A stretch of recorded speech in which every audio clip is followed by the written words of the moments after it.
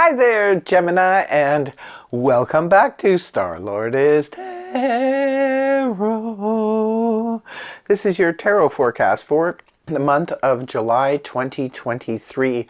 I went ahead, shuffled the cards, laid them all out in the monthly format, and I will show you all the cards one by one, and then we'll go to the reading.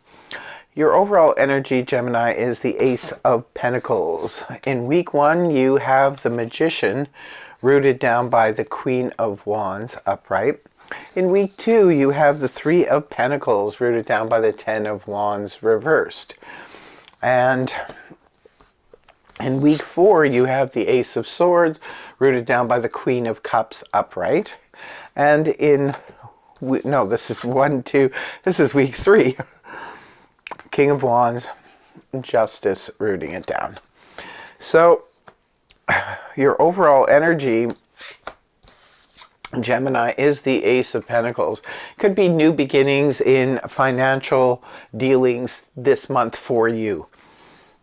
So, if you have anything going on the financial front, there could be some new opportunities for you, perhaps even a golden opportunity.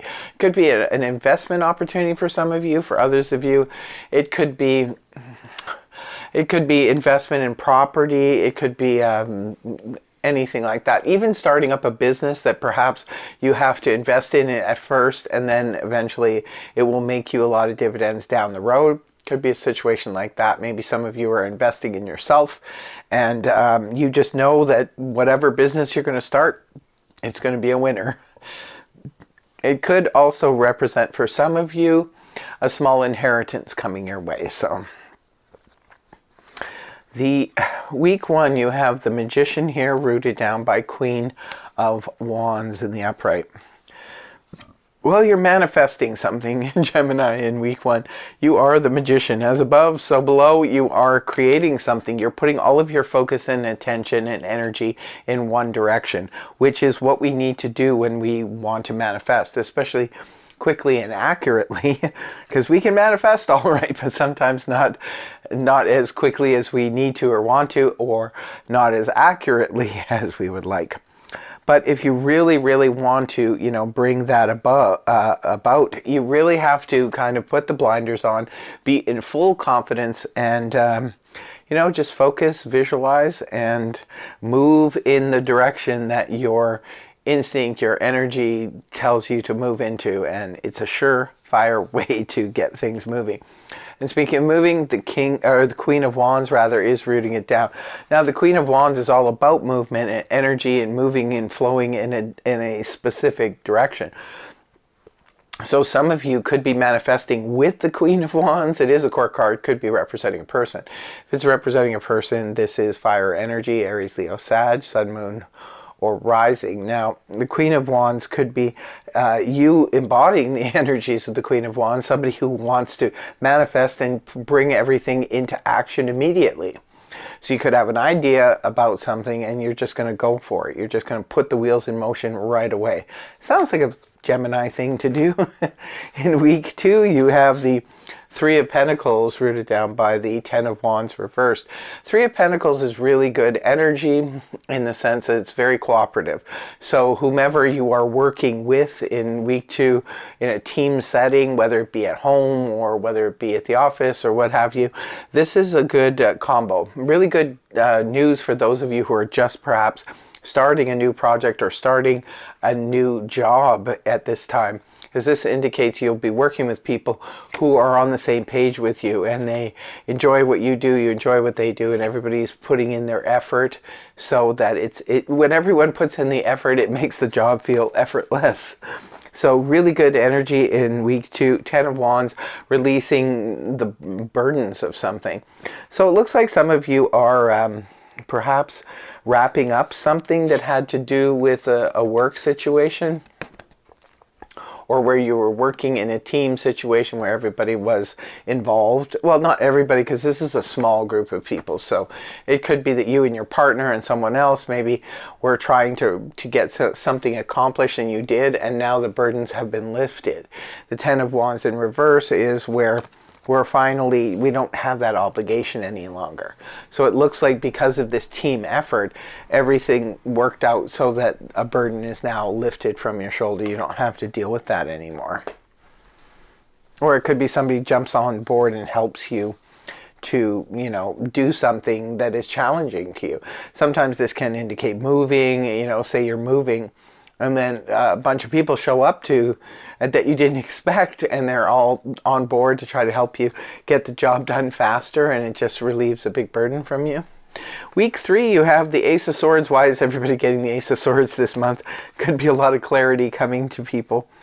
Rooted down by the Queen of Cups. Well, the Queen of Cups, you already have the Queen of Wands here. Sometimes 2 queens in a reading can indicate a level of gossip. There could be a lot of talk about whatever is going on in your life, maybe what you're manifesting.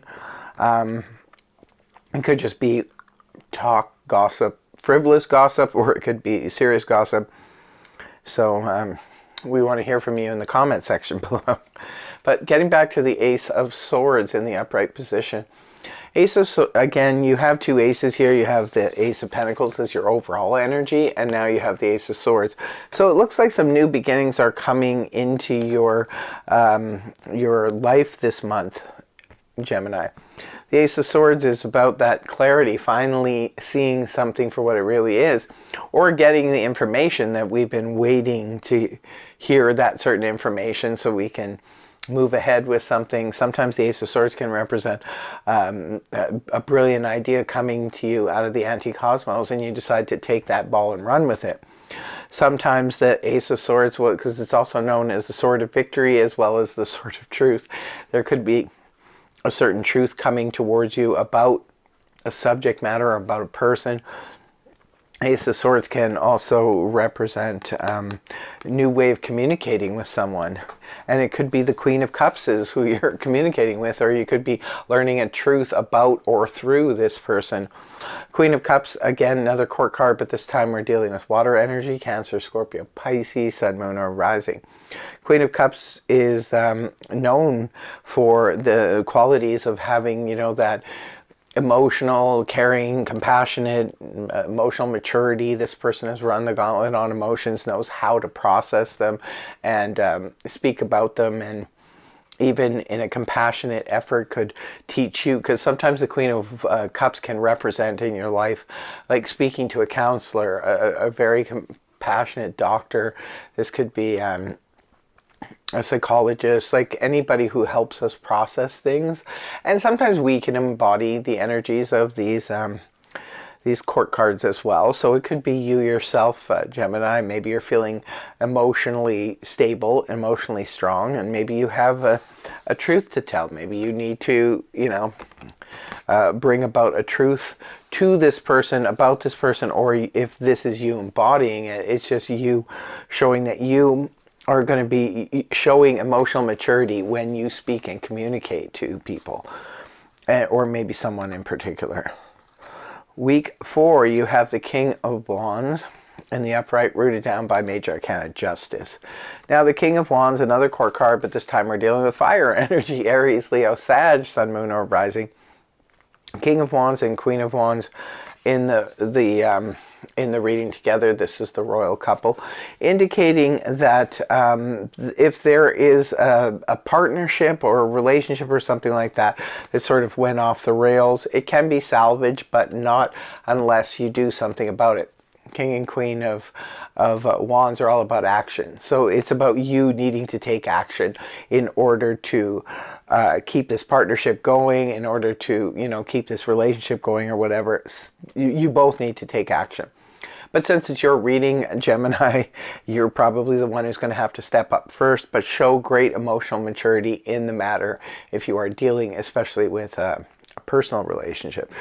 If you're dealing with a business relationship, well, it's always a good idea to practice emotional maturity, but communication is really necessary, and action when you're dealing with a partner, especially if it's a business partner. And it's rooted down by Major Arcana Justice. This is the Libra energy. And justice is all about that. It's just about justice.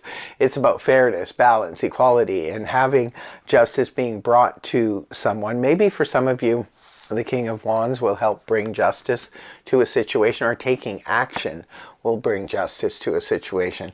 Sometimes justice can literally be talking about the judicial system. Maybe some of you have a court situation happening or an arbitration going on, and the King of Wands could be indicating this is your representative taking action in the courts. But this is good, or you may need to take action in the courts. It's good when justice is in the upright position, because chances are we will be in a position to be able to be the recipient of a good, fair outcome where it is in our favor. Also, too, justice for some of you can indicate poetic justice, right? Where you see somebody's, like you see karma just sort of unfolding right before your very eyes. That does happen sometimes, where it's like, wow, you know, tongue-in-cheek, it couldn't have happened to a better person. Not saying that it's right or wrong, it just happens. It's just the reality of life. Sometimes people are like, whoa. So that, my friends, is poetic justice. In closing, I always pull 2 cards from the zodiac deck. One is for love and romance, and the second is for career and finance. So let's start with love and romance first and see what we come up with. Taurus, Sun in Taurus, it just says practicalities, number 2, Taurus. So Taurus could be indicating the love of your life is a Taurus, or it could be something special happens in your love and romance department on the 2nd, or when the moon is in Taurus, or through a Taurus. There is some kind of connection to the Taurus energy for Gemini. Now next is for career and finance. Let's see what is happening for career and finance. We have Moon in Cancer, number 16. What does that say? Belonging? Yeah. Pretty card. Moon in Cancer and number 16. So it could be that you could have a major breakthrough, financial or career, on the 16th when the sun is in Cancer. Well, actually the sun is in Cancer most of July, but when the moon is in Cancer as well, or anytime during July, because it is Cancer season. So that's what I have for you, my dear Geminis. I want to thank you so much for joining me. I really hope you have a fantastic month. And I hope the reading helped you. If it did, please feel free to like, share, and subscribe. And I will see you again next time. Take care. Much love. Bye-bye for now.